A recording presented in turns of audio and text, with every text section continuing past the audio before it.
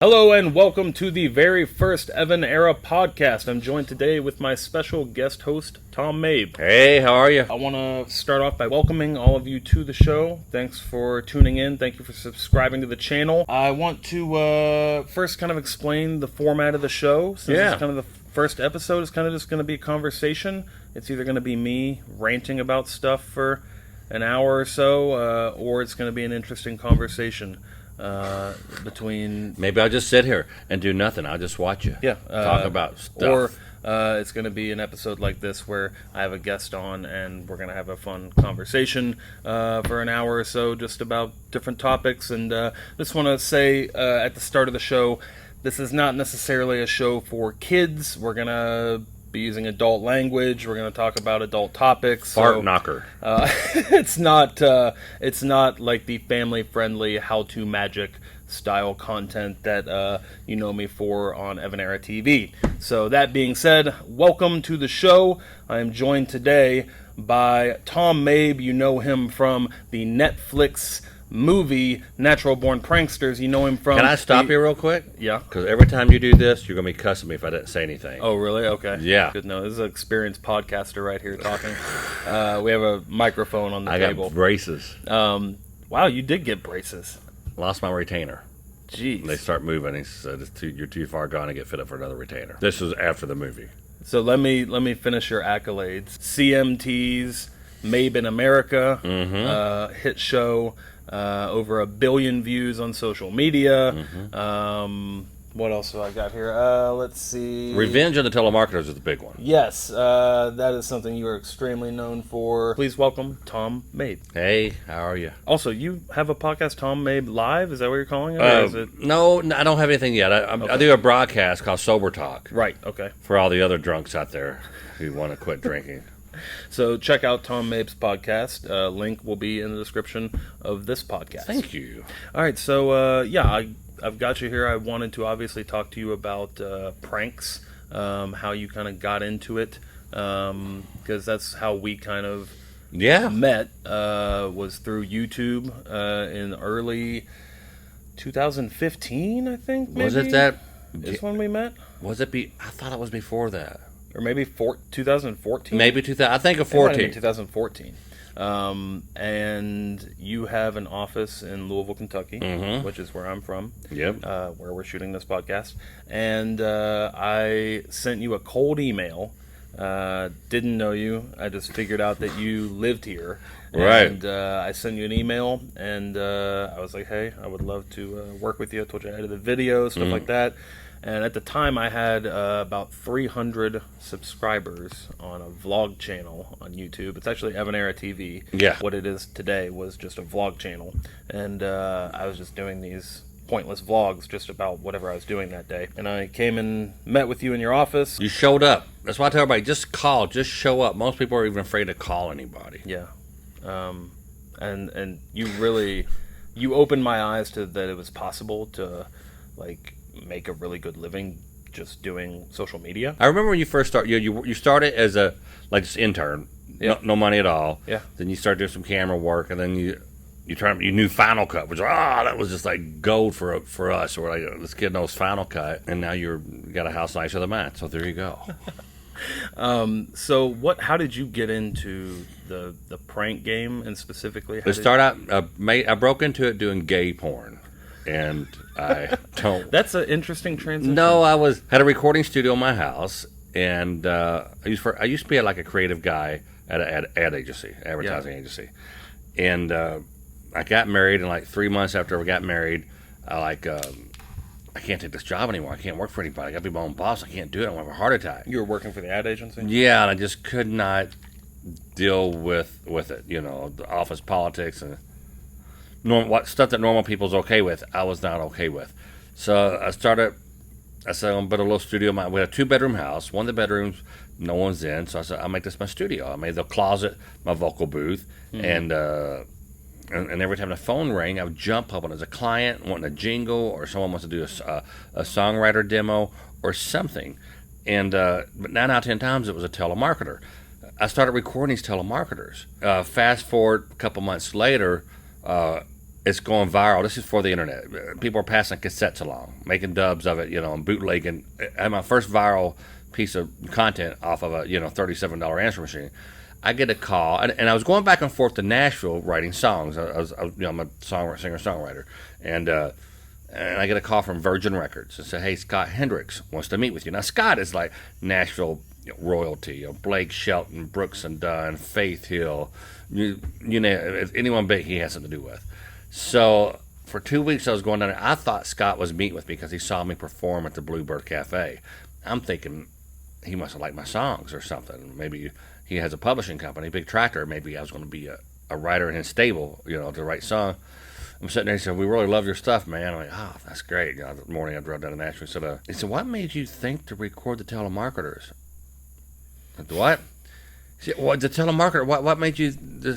And it hit me like, oh my gosh, I'm not here because my song Tractor Factor or whatever I was working on. I get a record deal, a 7-record deal on Virgin Records on a recording I made messing with telemarketers on a $37 answering machine. That's crazy. I had a studio in my house that was worth more than the house, and here's this little bitty, and I take that little answer machine, I put it in the vocal booth, my little closet, and I take the mic and point it toward the speaker, and any recording you have, it's the mic pointed to the speaker, that little AT&T answer machine.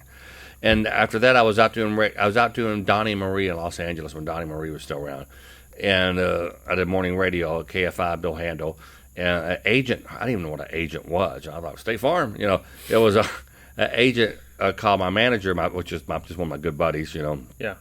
And he said, "Hey, Tom's in town. We'd like to meet with him." We met with, and by the time he said, "You have any ideas for videos or anything?" And I started going, "Yeah, we can do this." I'm just spitballing ideas.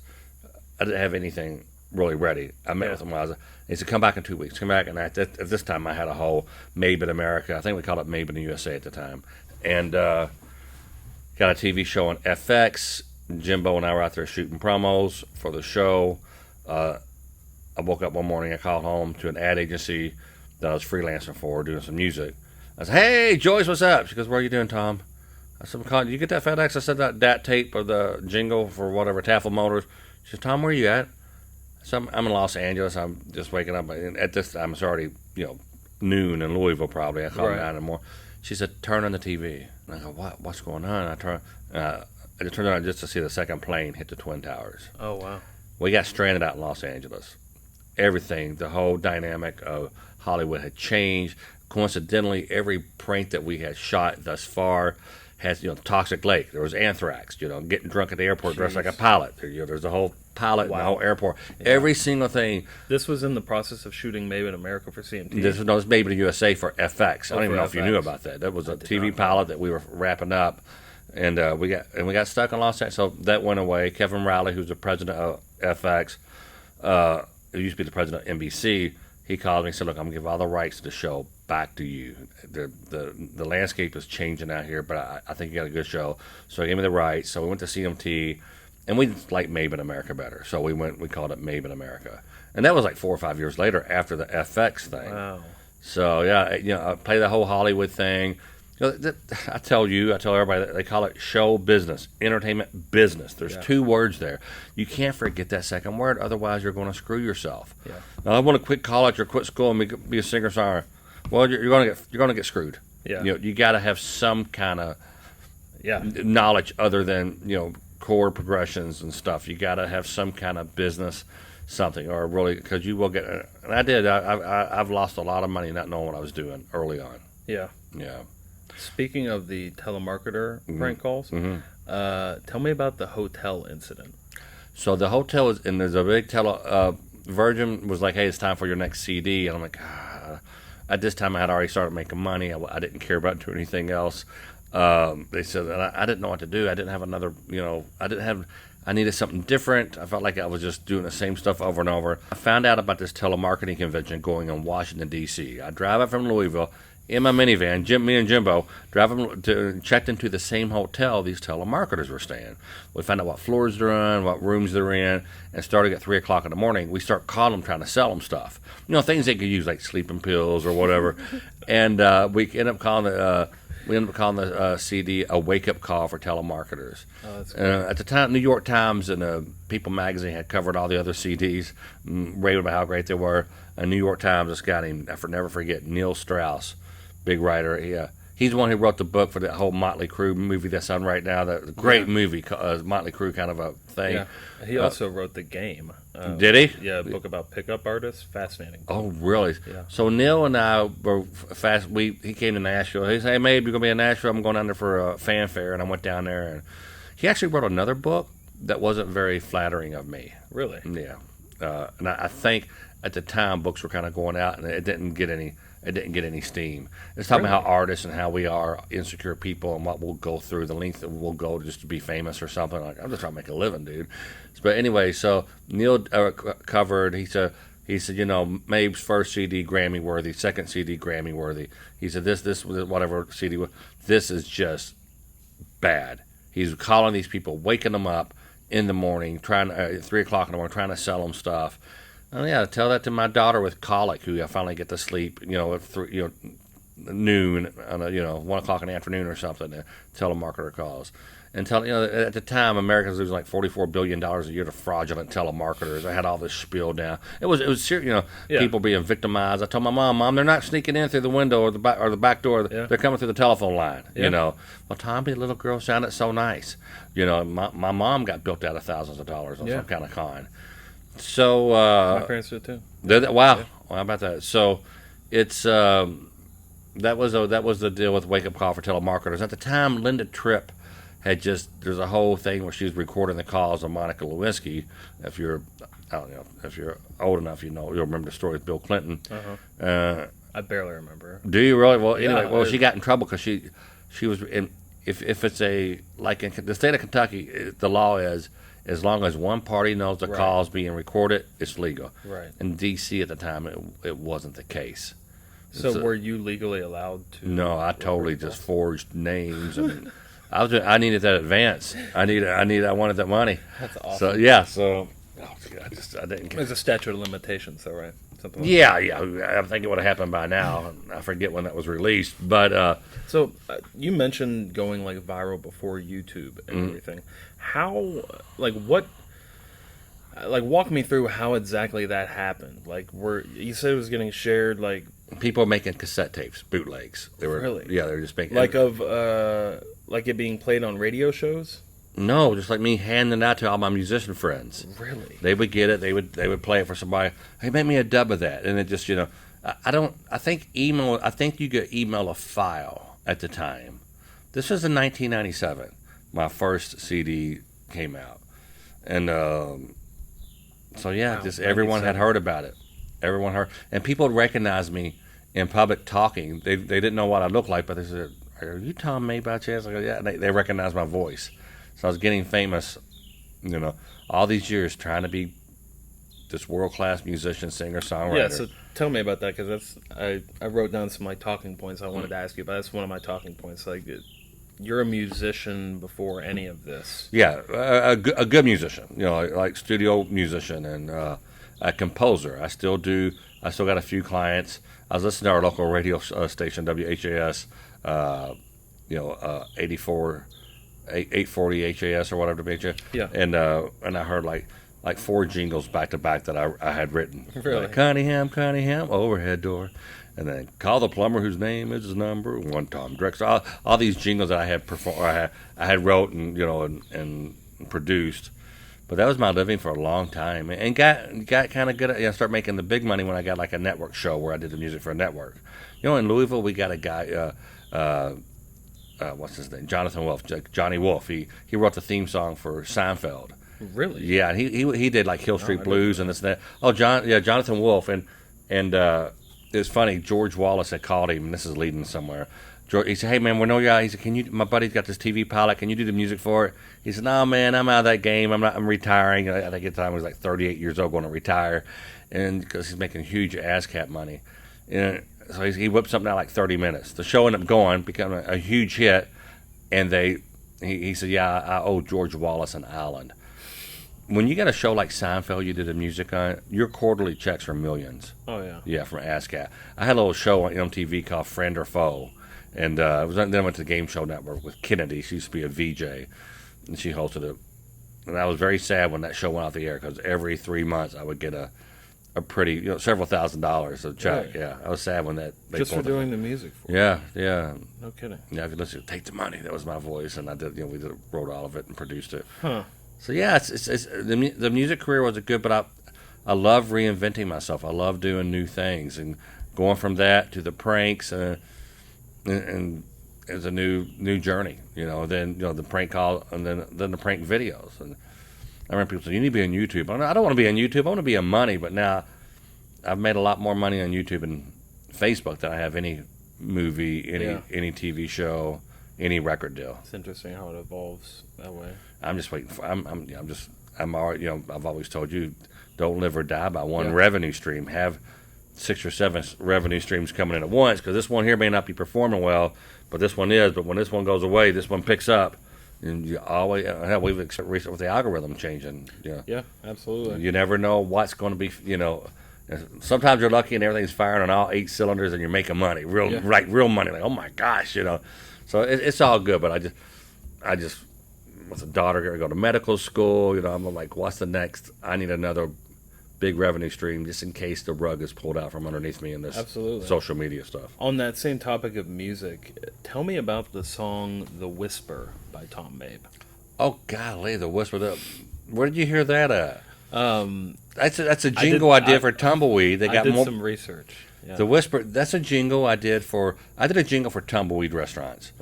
And they were like, people were calling the restaurant. People who don't live. It's a chain of like Tex-Mex restaurants in Louisville and Indiana. Yeah. And they were calling.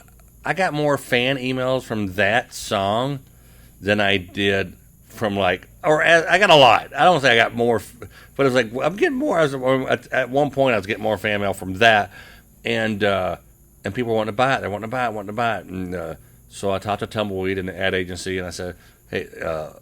Let's do a CD, like Starbucks will sell the CD at the stores. And I was in there the other day, they were playing it over the speakers, just the music.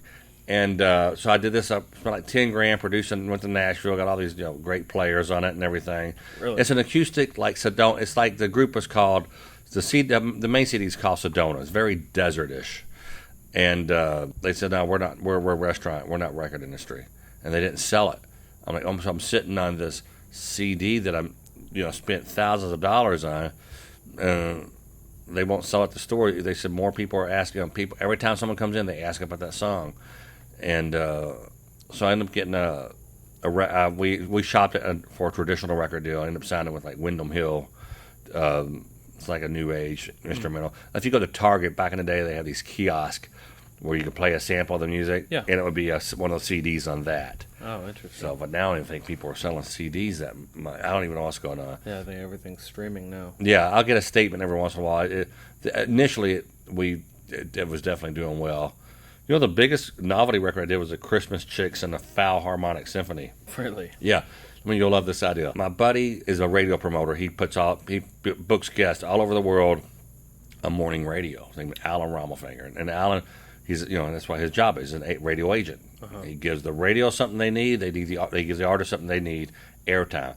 I said, how about me and you joining forces and doing this Christmas album and call it Christmas Chicks and the Foul Harmonic Symphony? And just stupid, chickens pluck. The thing we got it in the Johnson Smith catalog. We made. I don't even tell you how much money on it. It was embarrassing. It was like. Oh, well over 6 figures, You're kidding. Every year we're like, how much we're gonna make this year on it? He said, how much you want to push it? Because he would go and resubmit the CD to all these. He would service these morning shows, the Bob and Toms of the world and whoever. My parents used to get the Johnson Smith catalog. Yeah, yeah. I've never actually seen one, but it was in there and flying off the shelves, man. Just flying off the they were constantly, we need more, and so it was on this CD called the Christmas Chicks. So when you say you spent $10,000 producing Sedona the Whisper, how is that money allocated? Are you paying other people to play on it? Is that spent? Studio time, players, we spent. I don't know the exact number, but that's you got a project. And you got to sit there and you got to do demos for everything. And then is that for the whole album? That's for the whole album, which is very conservative. Very, very, Heck, that's what they used to spend $100,000 on a record cover back in the day. Right.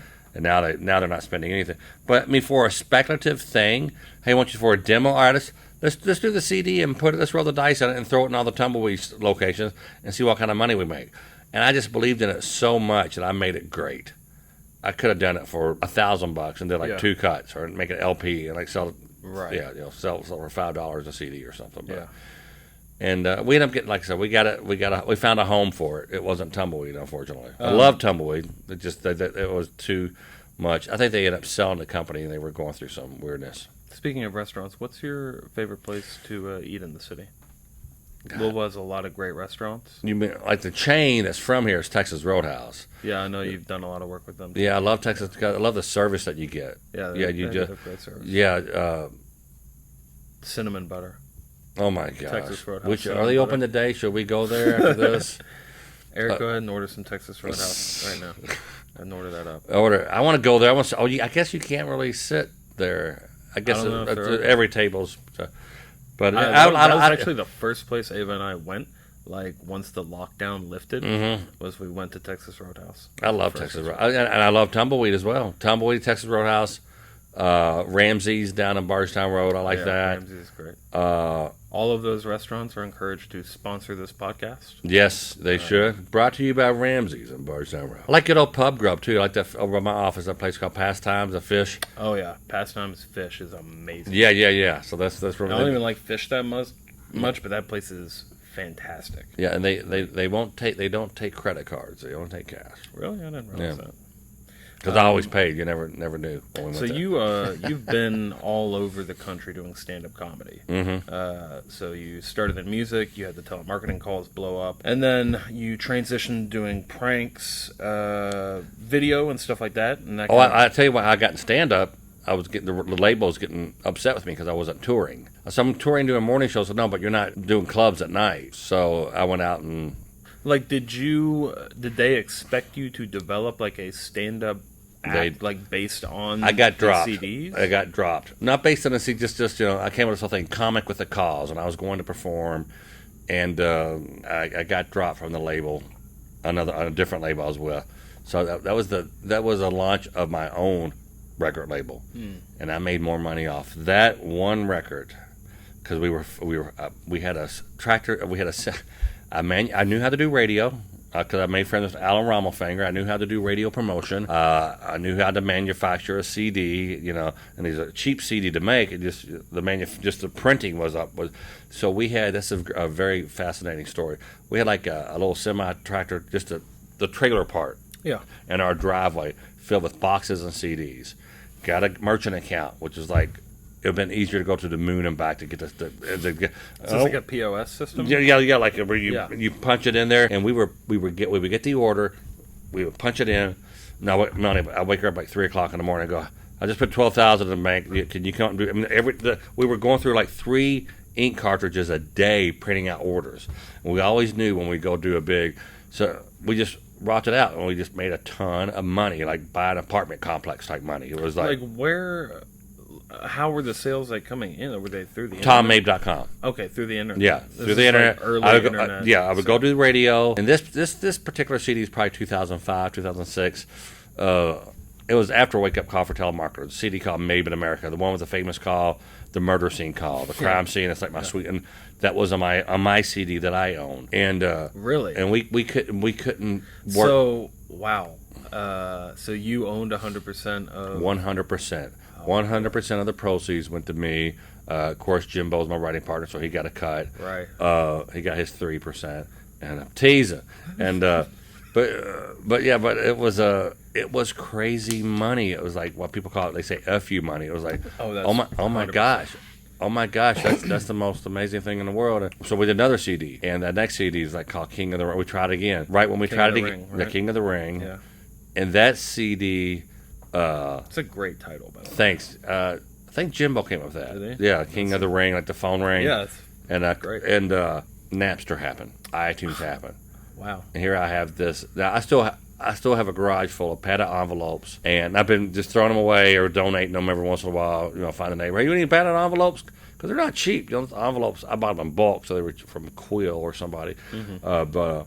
Yeah, and I got a bunch of CDs and I hate to throw boxes of CDs away, but does anyone actually even play CDs anymore? Maybe some people do. But it really just dried up that quickly? Dried up that quickly. They were bound to iTunes, but it wasn't like the first time. The first time we did it, remember I was like, one day I'm like, I'm going to buy a Porsche. The next one, I got to sell my Porsche. You know, it was Porsche or whatever. And my career's been all over, constantly reinventing myself. I'm finally getting to the point where I can kind of relax a little bit. You know, I live in Louisville and got a place on the beach down in Hilton Head. You would have told me 20 years ago I was going to have a place on the beach, or I was like, I'll get out of here. But I worked my ass off, and it's been a good little run, and I'm looking for the next thing that gets me fired up. Yeah, so, absolutely. We have a new fun project that we're kicking you and I. Yeah. I have a lot of excitement for that. Yeah, I don't want to divulge too much, because when this podcast come out, I don't think the first episode of it will be out yet. We'll just refer to it as BB. That's why I was going to, if you write BB in a text, I'm referring to our project. Got it. And it's a good one. I think it's great. I'd use you for people ask all the time. They come. One guy's come to work for me, and he was like 18 or 17 or 18, 19, a good kid. He said, I need this much money. I said, you got to put a value in what you're learning from me or what you're getting from this comedy compound here too. And I always use you as an example. So this guy, he came here, he worked for free. He's editing, then this, that. Now, you know, he makes more in a month than what most people make in a year. You know, so in this area, so you know what I mean. So yeah, it's and I use you as an example quite a bit for what if you stick to your. I was telling Jim that the other day. I said, Jim, I can't, I said, Evan just stuck with it, and when if it wasn't working, he found a new lane. And you went through 3 or 4 different. I remember when you told me, I was sitting there working on a computer, and you're like this. Hey, I got an idea. I'm like, what is it? I want to do a thing called How To Magic. I go, how are you going to do that? So I want to do a magic trick. So I'm going to teach people how to do it. And I literally stopped. I said, stop everything you're doing and focus on nothing but that. That was the greatest idea that you've ever had. That was wonderful. Thank you. Yeah. That's still going. Yeah. Yeah. Awesome. I want to circle back to you doing stand-up all over the country. Mm-hmm. So you started doing stand-up while you were doing the telemarketing CDs? Yeah, it's about a little over 20 years I've been in stand-up comedy. So what would you say, what's the craziest experience you've had doing stand-up in your mind? It's just, the occupational hazards of being on the road by yourself, being depressed at night. Most people drive 45 minutes and work 8 hours. I drive 8 hours, work 45 minutes. So there's a lot of downtime. And you start drinking the beer, and then people want to, hey, man, I'll buy you a shot. And nah, I'm not doing it. No, you're too good to have a shot with me? No, my check liver light came on, all right? I cannot have a shot. That was always, but, it was very depressing. I was headlining before. I mean, I couldn't follow the local DJ giving T-shirts away. But the thing with stand-up, you know what I'm saying? But the thing with stand-up, you cannot practice at home. You can't practice in the mirror. You have to practice in front of a live audience, and they'll tell you what's funny and what's not. Yeah. But many times I was selling out rooms and didn't have a whole lot of time. Maybe I had like 12 minutes of stand-up. People leave. At least the CDs are funny. They were so disappointed at first, and I should have. In hindsight, I should have. But these clubs, they use your name just to bring people through the door. Yeah, totally. And they don't care that no one cares about you in the comedy industry. They're just trying to make money. That's all they. Do you feel like it was it's worth it? Like it was worth it at that time to do all the road gigs for the exposure? Yeah, because I got to where I could do theaters and I do I'm very clean on stage, so I do a lot of corporate shows. Yeah, and that you do the clubs for love, but you do the corporate for cash. Yeah, and that's something that it's worth it. It's just if I tell every new comic, I said, don't judge. You're going to bomb. Yeah. And I would go home, cry in the hotel room, or go back to the hotel room and just cry. I called my wife. She said, you do this every time. Get this a Thursday night curse.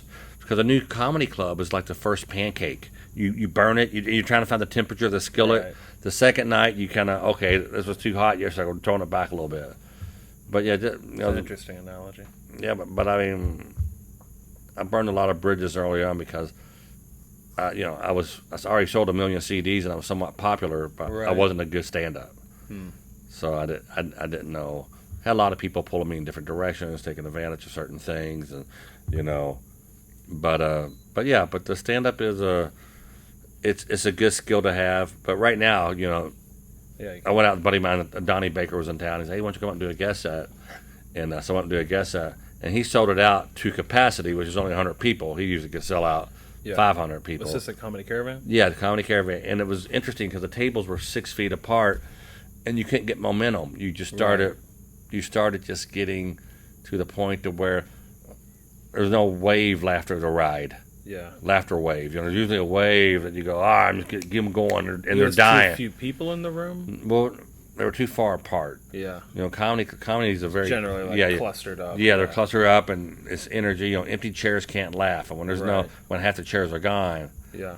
100 people seated right is a good show. Yeah. 100 people seated 6 feet apart is not a good show. Yeah. We went to Bert Kreischer's drive-in tour. Really interesting. It was a good show, great show. I gotta say that.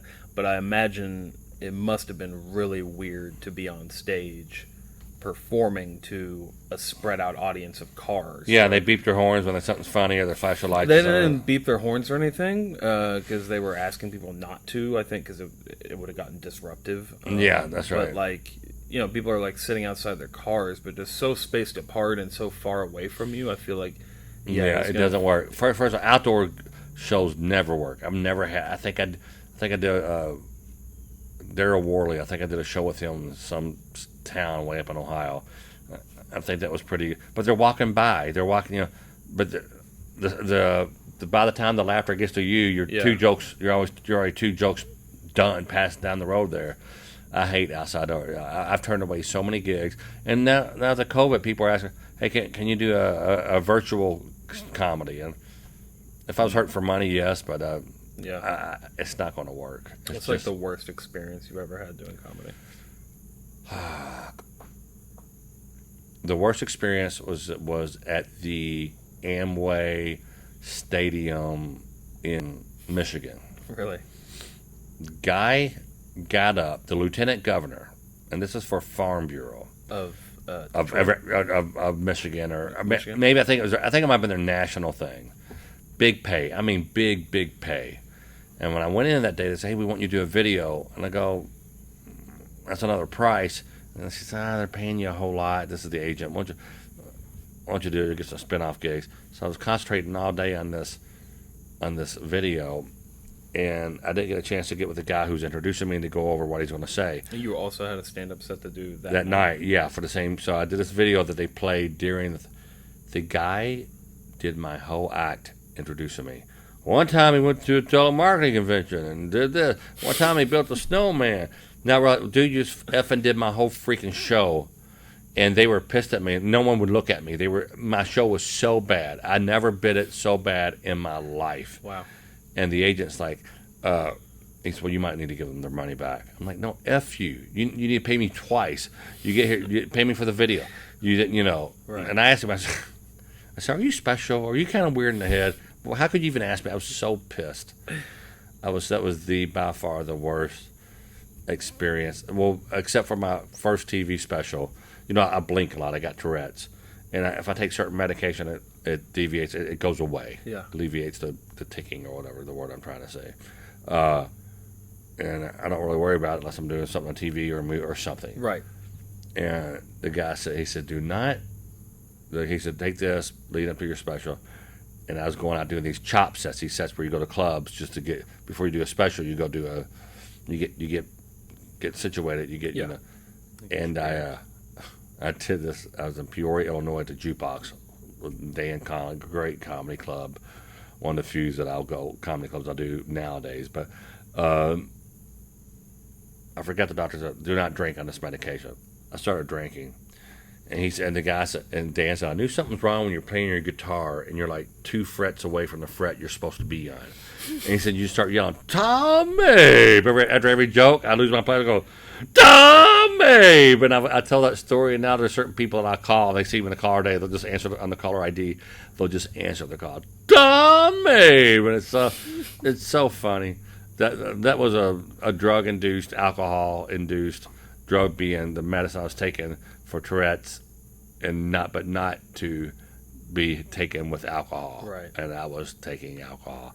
And when you leave, you watch a DVD. I get off there. They double booked the night. There's 2 co-headliners. Me and a guy named Nick. I can't think. He's a Chicago comic. Just a good comic. I forget his name, but anyway, I left my keys up there on stage and my guitar. So he's on stage. I'm pretty much blacked out from this medication and the vodka or bourbon or whatever I was drinking. Are you like in the green room? He's on stage. I go out to green room, and my ride was there. He said, "You ready?" I said, "Well," he said, "We can wait." I said, "No, let me get my guitar." I go up there. I just start rolling up my guitar cable and shit while he's on stage. I'm sitting there getting my guitar. He's looking at me like, oh, and then I get back and I go, "Wait, my wallet. It's up on stage." So I didn't want to bug Nick again going up on stage, so I sneak up there. Now, first of all, when I leave the stage with my guitar, you can hear I'm walking through the audience, and you hear the top of my guitar hit people in the head. Because I'm walking through, and it's hitting people on the head. And then I go up there, and I'm trying to find my wallet, and I'm on stage, just like I'm in the army, just like crawling on all fours, or like in my belly. Are people laughing? They were more concerned. It was the most hilarious. And I called the club owner. And look, I drove. It was like 6 hours from Peoria to Louisville. And he and I belly rolled laugh for 6 hours. I said, "Dude, I'm home. I got to go." Because I stopped and talked to him on the phone with the gas, getting gas. And he was so cool about it. He said, "Yeah, I knew something was wrong, too, when you start repeating jokes. You're like doing back-to-back jokes of the same joke." So it's been a wild, wild ride, the stand-up comedy. Being thrown in a situation to headline when I wasn't ready. Yeah. I use a lot of the confidence that beer gave you. I said, does that like... It just makes you deal with the pain. Get up there and suck it. I'm going up there. I'm gonna sell out this place. It's a door deal. I'm getting $20 for each person that comes through. I'm making coin. I make a lot of right. But I felt like I was stealing because I wasn't any good. So does it kind of make you fearless? I think the pranks helped out because I was just used to doing things and not worrying what people think. Right. You and I go do a prank. Maybe you and I personally be too uptight or embarrassed to do that. But when we start taking the role as, "Hey, this guy I'm playing. Yes. You want some of this? Come, I'm doing the fight me prank or whatever." Yeah. It's that guy doesn't care. Yeah. I'm acting at that point. Yeah. I'm just acting with people who know they're not in the movie. There really is something to that. Oh, sure there is. Yeah. Absolutely. Method acting. Yeah. It's like it definitely takes a certain type of person to, I think, obviously do stand up, but to like do public pranks. You definitely have to have like a level of not give a fuck in your system about what people think. Or a very, very big cameraman. Like a ninja. All your camera guys are ninjas. Or yeah. Yeah, you're right. You really have to get to.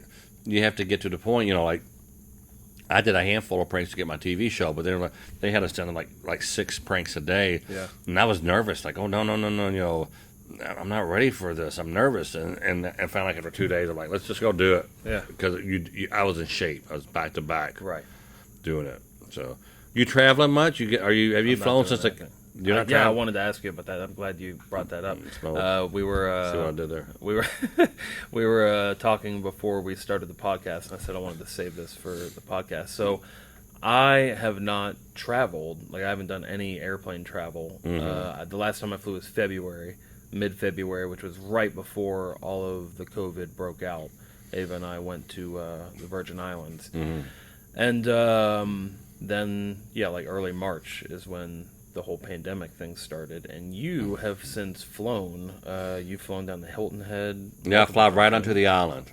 And it's different. The airports are unique. Now, I've not been to Hilton Head. It's an island off? Yeah, it's an island off the coast of South Carolina. Okay. Yeah. Interesting. Like there's Phipps Island, there's Hilton Head Island, there's a couple more. Hilton Head is like the most popular one, but it's not. You go there, there's an island. Right, it's amazing. So it has its own airport that you fly. It does. It's small, but yeah. But they have big planes come in too. So what is it like flying post-COVID? Like you're wearing a mask on the plane? Obviously? Wearing a mask on the plane. Sometimes I'm like 1 or 3 people on a big plane. Really? Yeah. Sometimes I fly into Savannah, Georgia, and then rent a car and then drive over to the island. Uh-huh. But I fly a lot. You go through everything seems to go through Charlotte, North Carolina. Yeah. And Charlotte is they're you're starving now, the restaurants, but they have like these little kiosks in the middle selling beer, selling sandwiches or whatever. So are all the restaurants in the airport shut down? Pretty much, yeah. Wow, And really? I fly a lot. I'm going to fly back out to Burbank, and I thought about flying directly to Los Angeles from, but I don't. LA's kind of shut down right now, so I don't know. I don't know what the Uber situation is going to be like, but I'll fly into Burbank on the 14th, and it's bad out there from what I hear from my friends out there. So You going to visit Cato? Cato, yeah, I'm going to. He's working on a new app, a new like TikTok type thing. Oh, cool. He's creating content for him, and he kind of introducing me to the people doing it. So, it's seems pretty cool. Yeah, So, you got to get on. You got to get on TikTok. Speaking on. I was on the TikTok. You said it's monetized now. Yeah, it is. They're making money. Well, people are making money. We're making a little bit of money on it. Mm-hmm. Go follow Tom Mabe on TikTok as well. I see a lot of your content getting ripped and shared on there by other people. I hate that. Yeah, Here you're trying to make a living, and people are just stealing it. that's what. Do they have a some kind of a claiming thing? Yeah, I or- report it when I see it, Oh, thank you. or I comment on it and tell them to give credit where credit's due. But yeah, it's that's kind of what inspired us to first get on it. Was someone else had created a fake Evanera account. Oh, that was jeez. just ripping our stuff, and That's had gotten awful. like 10,000 or 15,000 subscribers on there. Mm-hmm. So I think that account still exists on there, the fake one. So don't be fooled. But yeah, that's what first inspired us to get on there, was because this other person was ripping off our content. So. Wow, that's. I've seen people make careers out of my content. Yeah. You know, Totally just stealing either the concepts of it. the concepts or just re-uploading the other ones. Like one of my things had like 53 million views on it, and it was monetized. Yeah. I hate everybody sometimes. Well, it's just interesting, like when you've been in it for a long time, and I think we've talked about this before that like there's not a lot of new ideas. Like a lot of things are recycled. Yeah. Where something that you did like 10 years ago, I've gotten accused of ripping myself off. I've gotten accused of ripping people off who rip my stuff off. Right. Someone takes one of my old pranks. I said, "No, here, look at the date, Sparky. It's I did it first, Right. But now I just don't care. Sometimes my kids get in there, and people are mean and rude. I don't know if you tell your daughter this, but 13-year-old kids should not have freedom of speech Yeah. on YouTube or Twitter or whatever. Yeah. It's a toxic comment section. Very toxic. My fans on YouTube, thankfully, is a great community of people on Evanera TV. Like, we don't really have a lot of toxic comments. But on other platforms, like Facebook sometimes, and TikTok's actually pretty good because they really filter the comments. Oh, cool. But yeah, there's, it's a lot of kids in their parents' basement just with free reign on a computer. Yeah. And, just think it's cool to say something mean. I wanted to ask you, because you've traveled a lot doing stand-up, and you've met a lot of other cool comics. Who's somebody that you met that you were starstruck by? Is there anyone that really stands out that maybe not that you were starstruck by, that you were really excited to meet that person? Because I met I've met quite a few people through. What's it, Jennifer McCarthy? You know her? She's in all the movies. She's a great comedic actor. Now there's Jennifer, and then there's her cousin Jenny McCarthy. Yeah. Melissa McCarthy. Melissa McCarthy. Yeah. Yeah, she was on Mike and Molly. Yeah. And I was in Burbank having it was weird. I was in the same restaurant, and Billy Gardell, who played Mike, and he's in another hit sitcom right now. He came in. I never met Billy, but he came in. He went like that, and I said, "Hey, how's it going?" I said, 1 year ago today, Timmy died, and he knew I was talking about Tim Wilson, and he and I are just doing Tim Wilson stories back from this. From back, I want to take that tooth out right there. And I said, "Yeah, I heard your tooth story on Bob and Tom." And Billy Gardell's movies, and just a huge guy, celebrity now. And then, like a month later, I'm there, and Melissa McCarthy sat right next to me, and Cato goes, "Hey, that's Melissa McCarthy," like that. And as they were leaving, she like acknowledged us a little bit, and we had a moment, just a little. But I was like, I think she's incredible. You know, she's a great A-lister. Great comedic actress. Who is your favorite comedian of all time? There's a guy that I think of his name. I worked with him back in the early days. He does a lot of movies now. Adam Friara. Adam, he's from that Bill Burr class. Yeah. And the guy, Jerry Maguire, I did a radio with him. He was really, really cool. He's very famous. The guy who's the agent who ended up firing Jerry Maguire in the movie, Tom Cruise. Mm-hmm. He and I did Opie and Anthony in New York City. And he had me sign it. He said, "Hey, can you get extra CD on you?" He said, "Can you write in there good for robbing banks?" I said, "Okay." He said, "Robbing banks is smoking pot." And I didn't know what, so listen to it while we're, So it was cool. So I have met a lot of people. And I haven't been really too starstruck, but I was at Michael C. Hall, who played Dexter. I had a real thing. I wanted to meet him, and I heard that he would be in Louisville from time to time because he's dating Jennifer Carpenter. Oh, but speaking of Jennifer, Lawrence. Jennifer Lawrence, I was in her apartment in New York, and her parents are friends of mine, and that was really, really cool. They're good people. I was a tad starstruck when I first met her. Yeah. One of the groups that I formed, we were doing Jimmy Kimmel. And, and she was hosting because Jimmy was out for something. But, got to meet Seinfeld. I worked with his opening act. I got to stay in Jerry's hotel room because he flew home with his back hurt. And he said, "Well, instead of driving back to Louisville, just have my room." So that was cool. So, I got to meet a lot of cool people, but I'm pretty secure and not arrogant by any means, or cocky by any means. Sure. But there's some people like Michael C. Hall. I always wanted to meet him. He played Dexter. I just thought I loved that show. I was addicted to that show. Yeah. Yeah. I'm just fascinated by who. You and I met some people, dude. You took me to a show. We went backstage with David Blaine or whatever. Yeah, David Blaine. He's actually he's got a really big stunt coming up. It's supposed to be tomorrow. Is it supposed to be tomorrow? Yeah, it got postponed just recently. He's doing this thing where he grabs like a bunch of balloons and just floats up into the sky until he disappears. It's a drone. Got like 2 drones. He's a little guy. I don't know. He's like one chromosome away from being a midget. I don't know if it's an illusion. I think he's actually going through the process. He had to become a pilot, then get a hot air balloon pilot's license. Jetpack. There's apparently a thing where you people fly hydrogen balloons. You don't fly a hot air balloon. You just fly actual inflated balloons. So he actually had to train to get the license for it. And, wow. Yeah, really interesting. I think he was supposed to do it tomorrow, but he's doing it. I think he postponed it. It was supposed to be in New York. Let's get some BB guns and go watch it. I think that's actually how he's deflating the balloons to get down, is shooting them with a BB gun. With birdshot in it, like a 22 with birdshot in it. I'm afraid you hit one, it would go hit the one behind it, and they go. I think there's a huge cluster of balloons, kind of like that movie Up. Maybe he has a parachute. I think he does have a parachute on. Wow. In case he needs a parachute. But yeah, that's pretty crazy. We met him backstage. It was a really fun show. Palace Theater, yeah. Yeah. I saw someone just the other day. I was going through something, and people who tagged me, and someone said, "Tom Mabe's at the David Blaine show," and that's front row and backstage and everything.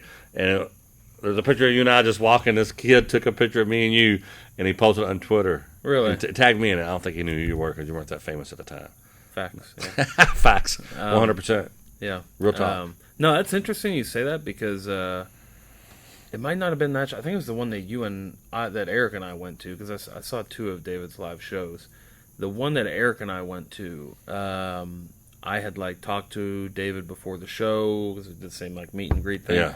And I'm sitting front row, and after he finishes his performance, he's taking his bows, and he comes up and shakes my hand, and then walks off stage. I was like, "Oh, that was cool." Take your watch. that would have been fucking awesome if that was the case. But no, then the following day, I saw a comment on my channel that was like, I was at David Blaine's show last night, and you were there, and I saw you sitting in the front row, and I saw him shake your hand after the show. That was so cool. And I was like he was giving you props or something. Yeah, small world. Respect. Yeah, super cool guy. He's such an enigma. Definitely somebody that I am captivated by. What's your favorite like comedy movie of all time? We were discussing this earlier, Eric and I were. You know, I like any of the National Lampoon, Christmas, Family Vacation, Shawshank. That's a great, funny movie. Oh, yeah. Funny movie. I was just discussing that movie the other day. I haven't watched it in probably 10 years. Eric and I were talking about how like certain movies kind of hit differently when you're an adult versus that you may have watched as a younger person. I haven't watched Shawshank like really as an adult. No matter what I'm doing, when Shawshank comes on, I'm watching it. Yeah, I drop everything and watch. Yeah. Comedy movies. I know there's we like Elf. It's like a Christmas thing now. We just laugh our asses off watching that. That's fantastic movie. Yeah. Will Ferrell's fantastic. Anchorman's hilarious movie. Anchorman's good. Yeah. Anything Will Ferrell in is good. Yeah, I love Talladega Nights. Yeah, Talladega Nights. That's a classic. But yeah, I wanted to ask you, since we're coming up on Halloween season. Yeah, I need to do something. We need to find a drone pilot. Yeah, I got a good drone pilot. You are? See, no, I'm not. I have a drone that I can fly a little bit. But we need a quad. We need something that's big enough to carry something. I know a drone pilot. He's a little. They all are. Oh yeah. you know our drone pilot. But speaking of Halloween, I know you filmed locally at Waverly Hills. Yes. The tuberculosis sanatorium, which is world famous. They changed it to the COVID. The COVID sanatorium. This is like a world famous haunted place here in our home city of Louisville that Tom has filmed at multiple times, if I'm not mistaken. Did you ever have any weird experiences at that place? No. No. Do you believe in ghosts? Yes. Yeah? Nothing happened that day, though. Have you ever seen anything? Seen a goat one time. A ghost goat? No, just a goat. I think it got out of a pen or something. I don't know what happened. Noises and such. I wish I had a really, really good ghost story, but I have nothing. Nothing? Nothing. How about you? No, I've never seen a ghost. I desperately want to. I think I've seen plenty of invisible ghosts. I think they're here. Yeah. Hey, there's one right there. Right there. See, just turn that camera off. Yeah. Camera 3 just shut off as soon as we said that. Let's go ahead and record one for real now. All right, let's do it. Keep on buying up these like commercial properties. When I get a big hit, I'll buy something. And I want to rent, but the world is so weird right now. You never know what's going to. Yeah. Grocery stores seem to be a safe bet. Yeah. Yeah. Or restaurants, but like redesigned to be takeout, to where you're not really. I have the COVID cafe. There's like one chair, one little table. They throw the food to you. So, do you think stand-up will ever come back? No. Clubs are they're just so hard. I know they're desperate. Hell, they're doing shows in drive-ins right now. Yeah. I think that I don't even want to talk politics, but man, it's a big mess right now. Yeah, I know. So you don't think stand-up will make a return anytime soon? Not like it was back in the 80s, man. Yeah. It used to be such a huge... It's just going to take a while for public confidence to come Well, I mean, stand-up was dying before COVID. Yeah. Yeah, so it's just, everything's online. Everybody's entertained. They really don't need to go see anything. Yeah. They get it for free online. But, experiencing a movie at a theater is a lot different than watching it on your iPhone. That's true, yeah. The energy of the room, seeing a stand-up comedy thing. It's just do you see, like, movie theaters coming back? Are they I know gone? they're reopening. Are they reopening? Aren't they? I don't know. With all the shootings in the movie theaters and now the COVID, a lot of people's drinking that Kool-Aid. And I don't know, man. You were telling me earlier someone threw someone off of a boat in France or Italy or something? Yeah. Yeah. Because he wouldn't wear a mask. Yeah. It's crazy. Crazy stuff going on out there right now. Yeah, people are scared. But when you ingrain certain things into people's heads over and over and over again. Yeah, I think I understand how we got here, obviously. Mm-hmm. But I think the Big Bang, the Big Boom. Or are you talking about You're going really deep. We're Way going back. real deep, murky waters here. No, I was saying, I think this mindset that people have now of like being scared of large crowds, I don't know how long is it going to be before people. We're looking at, we spent all day yesterday or night before looking at houses like yours out in a bunch of acres. I mean, no one could ever find your place. Yeah, you're buried back here, which is great. That's the idea. That's the idea. Yeah. So we're looking at something like that. We're in a neighborhood now. Yeah. Nice. We kind of like being a neighborhood, but Yeah, nice if I love your house. Well, thank you, but it'd be nice if the neighborhood house was, not where you can hear their car starting their driveway like yours. Spaced You out a got. If you had to run to a house, you could do it. You Yeah. know. But It is nice having neighbors close by, though. In some instances. yeah, I love walking out my garage, hopping on my dirt bike, and just or just walking across the street to Marty's and house. yeah, you're close by to everything. My offices, Yeah. the church, the whatever. Yeah. It's a 20, 30-minute drive anytime You I go want to to- go. yeah, I it wanna takes go me- do anything. So I took a nap. I had to you pull over, take a nap on the way here. Thank you for coming out. Yeah. So yeah, what were we just talking about? I completely forgot. Talking about movie theaters and COVID. Yeah. and- Man, I definitely kind of mourn like the way the world was. Me too. I definitely miss traveling is something I really miss. And you just haven't done it because you're afraid, or you just I don't know. It don't know what it's gonna be like when you get there. Yeah, I guess that's kind of my thought is I'm going to travel to the place and everything's going to be shut down and it's just going to not be the same experience. And yeah, I guess the thought of like sitting on the plane for that long. The mask. I'll pull the mask down right below my nose because it's I too see hot. everybody do it, like right below the nose. Yeah. And, like, It's just hard to be anywhere any length of time. Doesn't it get without uncomfortable after a period Sure of it time of wearing does. it? Yeah. Yeah. But you said a lot of the time the flights aren't packed full, right? No. This last last place I went coming home was pretty full. Yeah. Yeah, I'd like to get a mask made out of silk, something just really light. That's a good idea. Yeah. That's something that we should look up. Silk masks. Yeah, that's something where you can barely tell. Oh, yeah. All right. Yeah. Well,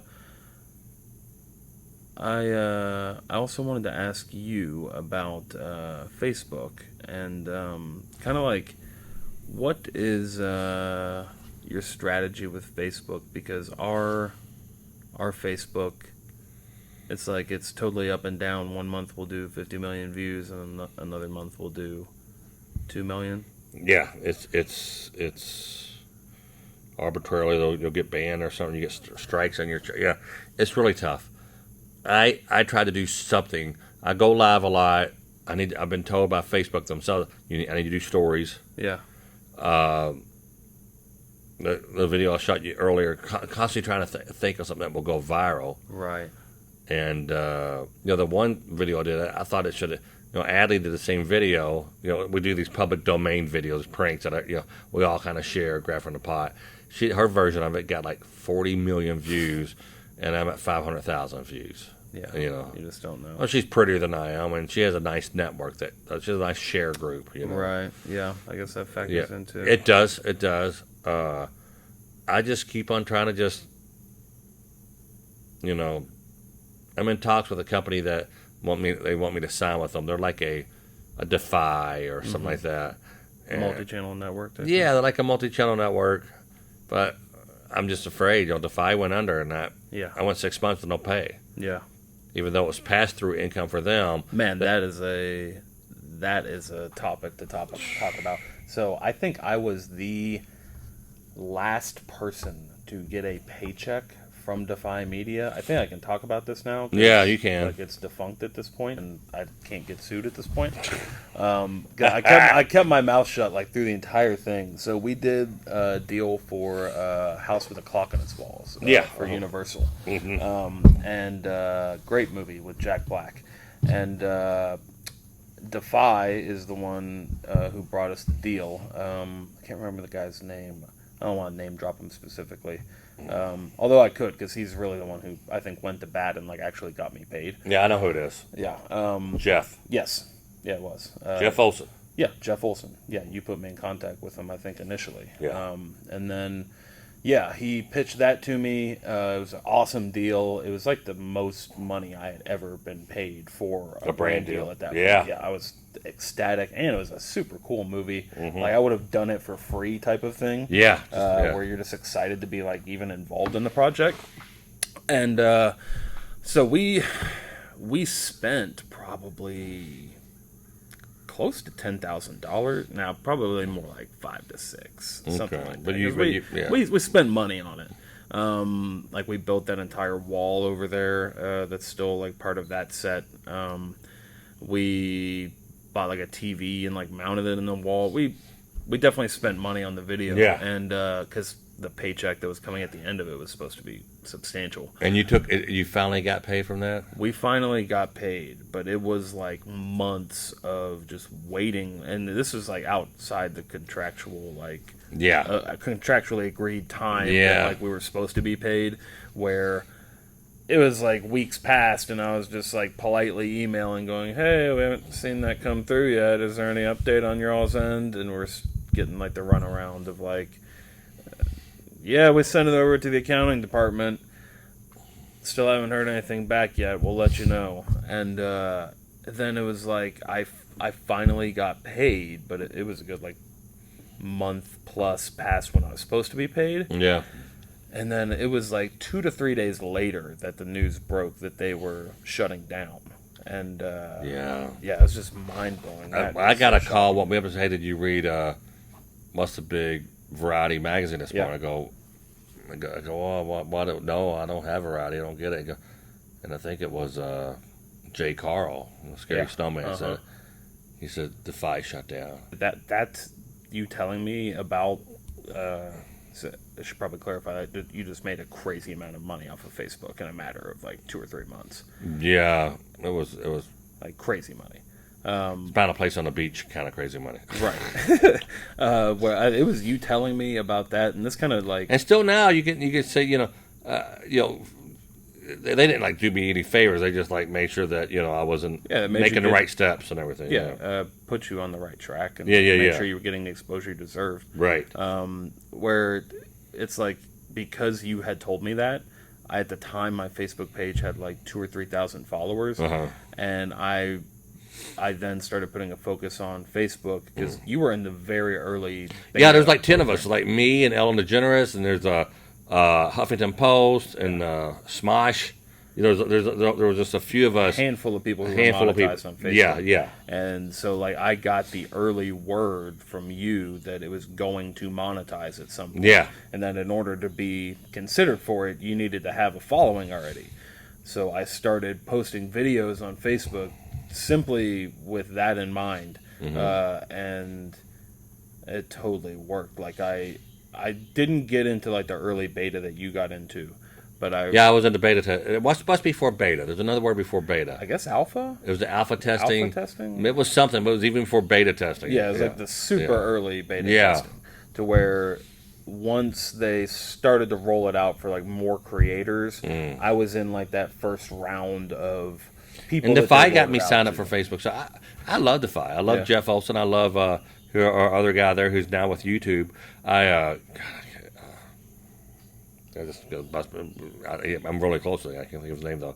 I gotta praise Jeff Olson for going to bat. They went to bat for a lot of people. Here's the steps you need to take. Go make copies of all your IDs and this and that or whatever, because we don't know what's happening. A couple of them really stood up, and they did. Jeff Olson and the other guy, he just had a baby. He's a lawyer by trade, and he young guy though. Now works. So that's all. It's like I said, I love Defy. Yeah. I'm afraid to sign with anybody now, not knowing. I never signed with anyone like simply because of the experiences that I saw you and other creators that you had introduced me to. There's some stuff going on right now with another company that wants me to jump on board. I'm like, guys, I gotta be honest. Here's what's going on. Oh yeah, it's a misunderstanding. I'm like, I don't have room for a misunderstanding. Yeah. I got a daughter going to be going to medical school. I don't have time for any junior achievement stuff. Yeah. Good. Well, thank you for doing this podcast. Yeah, man. Really I'm glad to be the first guy. We'll go back and listen to this. You ever hear his first one after you blow this thing up like you always do? You blow it up. That's the thing is, I think it being the first episode, it's only right that I have you on because you were such a big part of this. Well, thank you, man. I made my night. Yeah, I mean, you. I don't know if I covered this a lot in the early part of the show. I meant to that. Yeah, you were kind of my biggest mentor in the social media game, and if it weren't for you, there definitely wouldn't be this thing that I've built. So, people want to do business with people they know and trust. You got in my circle. I was able to hand you off to some collabs, and that's how you got. It's networking. People got to network. You're a brilliant networker too. Well, thank you. I'm proud of my gimmicks and tricks and my persistence. Well, that's really like a huge, I think, part of your success. I don't know if you're aware of it, but you make friends with people really well, and you're easy guy to be friends with. But who's this dick over here? I don't like the way he looks. Eric, our just teasing Eric. Producer back here, has been running a camera for us. So thank you, Eric, for running a camera and coming in on your off day to run this podcast. Guys, it'll be a weekly thing. I'm going to try and do an episode every week. So thank you for tuning in to the the very first episode of the Mabe In America podcast. Tom, thank you for being here. Be sure to check out Tom's links in the description. Mabe In America on Facebook, over 2 million followers. Yeah, 4 million. Almost over 4 million followers. Man, thanks for having me. I appreciate it. He's gone. Thank you guys. Appreciate it.